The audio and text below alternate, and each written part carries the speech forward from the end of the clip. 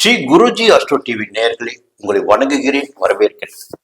எல்லாருக்குமே பாத்தீங்கன்னா ஜாதகத்து மேல பெரிய நம்பிக்கை வந்திருக்கு.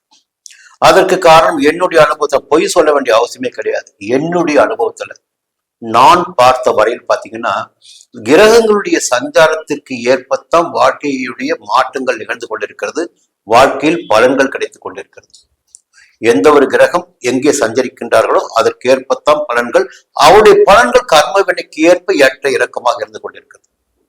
இப்ப என்ன கவனிக்க போறோம் அதுதான் ரொம்ப முக்கியம். இப்ப உங்க ராசி இருக்குங்க, உங்க ராசி கட்டம் இருக்கு. இந்த 12 கட்டங்களை வைத்து 12 ராசி இடங்களை வைத்து 12 லக்னங்களை வைத்துதான் நம்முடைய வாழ்க்கையை மேஷத்தில் தொடங்கி மீனம் வரையில் 12 ராசிகள் 12 லக்னங்கள். இதுல நீங்க ஒரு ராசி எந்த ராசியாக வேண்டுமென்றால் நீங்க இருக்கலாம், எந்த லக்னமாக வேண்டுமென்றால் நீங்கள் இருக்கலாம். அந்த ராசிக்கேற்ற பலன்கள் என்பது ஒவ்வொரு ஜாதகருக்கு உண்டு, லக்னத்திற்கேற்ற பலன்கள் என்பது ஒவ்வொரு ஜாதகத்திற்கு உண்டு. இதுல என்ன பார்க்க போறோம், ரொம்ப முக்கியமான ஒரு விஷயம் சொல்லியிருப்போம். உங்க ஜாதகத்தை கையில் எடுத்துக்கோங்க, சொல்ற மாதிரி கேளுங்க. ஜாதகத்தை கையில் எடுத்துக்கோங்க. ஜாதகத்துல கையில் எடுத்து அந்த 12 கட்டம் இருக்கு பாருங்க, ராசி கட்டம். ஜாதகத்துல உங்க ராசி கட்டம், அம்ச கட்டம், ராசி கட்டம். அந்த ராசி கட்டத்துல எந்த கட்டத்துல எந்த கிரகம் இருக்குன்னு பாத்துக்கோங்க. அப்போ பெரும்பாலான கிரகங்கள் 12 வீடு இருக்கு, கிரகங்கள் 9 கிரகங்கள் தான். இந்த 9 கிரகங்களும் எந்த, சில பேர் பாத்தீங்கன்னா 5 கிரகம் ஒரே வீட்டுல கூட இருக்கு. அப்போ இதுல எப்படி நம்முடைய வாழ்க்கையை தீர்மானிப்பது, நமக்கு எந்த இடம் நமக்கு பூஜ்யமாக இருக்குது நம்முடைய வாழ்க்கையில், அந்த இடத்தை எப்படி சரி செய்வது, இதுதான் ஜாதகத்தின் சூட்சமம். இதுதான் பார்க்கின்ற போது இப்போ உங்க கட்டத்தை எடுத்தீங்க, உங்களுக்கு அந்த வீடுகளில் பார்த்தீங்கன்னா ஒவ்வொரு கிரகமும் இருக்கு. சூரியன் தொடங்கி சந்திரன், சுக்கிரன், குரு, புதன், இப்படி செவ்வாய், ஒவ்வொரு கிரகமும் இருக்கு. இப்ப பாத்தீங்கன்னா சில வீடுகள்ல எந்த கிரகமும் இருக்காது. அப்ப இன்னைக்கு என்ன பண்ணீங்கன்னா எல்லா கிரகத்துக்குமே 7ஆம் பார்வைன்னு ஒண்ணு இருக்குங்க. தனியா ஒரு பேப்பர் எடுத்துக்குங்க, கட்டத்தை போட்டுக்குங்க. உங்க ஜாதகத்துல இருக்கிற கிரகங்களை பார்த்தீங்கன்னா அப்படியே அந்த எழுதிக்குங்க. எல்லா கிரகத்துக்குமே கிரகம் இருப்பதாவே விட்டுடுங்க, அந்த கிரகம் அப்படியே இருக்கட்டும். அந்த கிரகம் சந்திரனா இந்த 7ஆம் இடத்தை பார்ப்பார், சூரியனா 7ஆம் இடத்தை பார்ப்பார், இப்படி சுக்கிரனா 7ஆம் இடத்தை பார்ப்பார். அந்த இடத்துல அப்படியே ஃபில் பண்ணுவாங்க.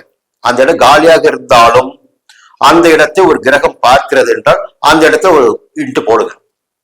அடுத்து பாத்தீங்கன்னா ஒரு 3 கிரகம் இருக்குங்க. எந்தெந்த கிரகம்? குரு, சனி, செவ்வாய்.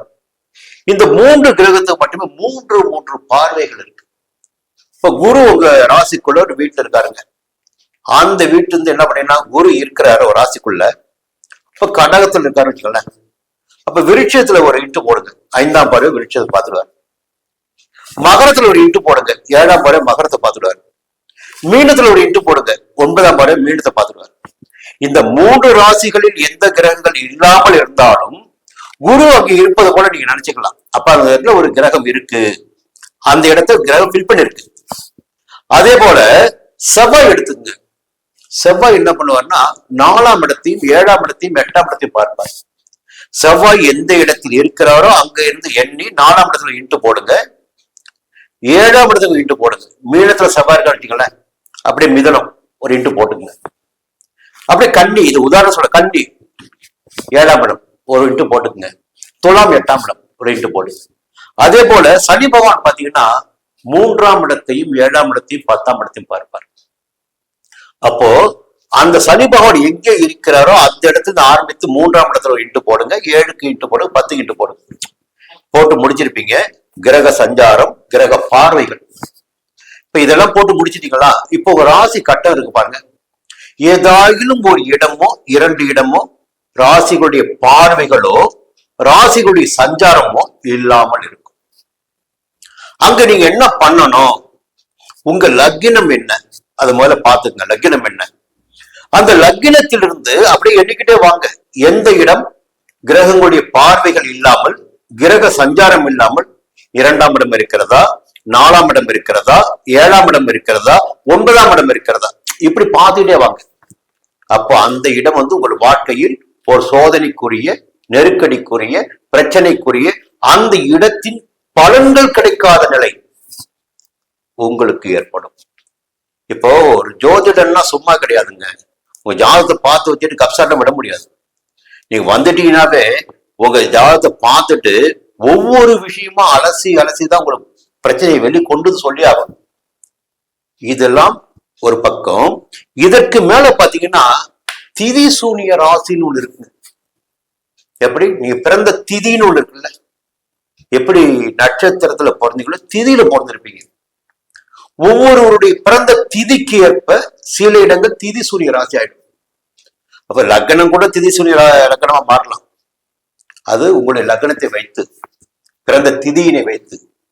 7ஆம் இடம் திதி சூன்யமாக மாறலாம், 4ஆம் இடம் திதி சூன்யமாக மாறலாம், 10ஆம் இடம் தொழிலே அமையலைங்க, எது அமைஞ்சாலும் நிலைக்க மாட்டேங்க, 10ஆம் இடம் திதி சூன்யமாக மாறலாம்.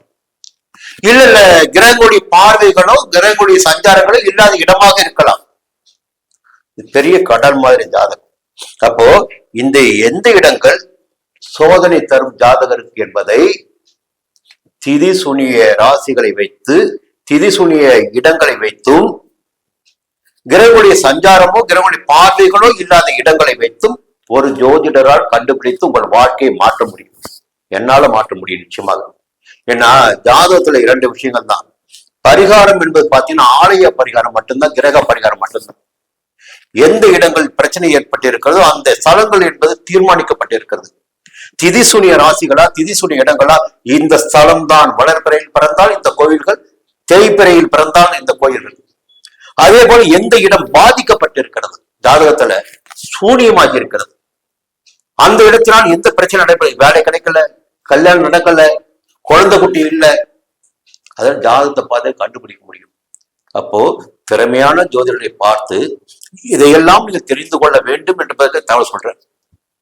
என்கிட்டயும் வாங்க, உங்களுக்கு வேண்டிய பலன்களை நிச்சயமாக என்னால் கொடுக்க முடியும்.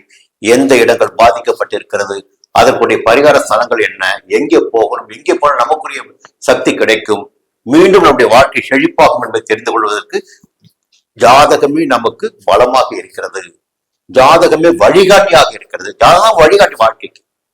புரியுங்களா? மீண்டும் சந்திக்கிறேன். நன்றி, வணக்கம்.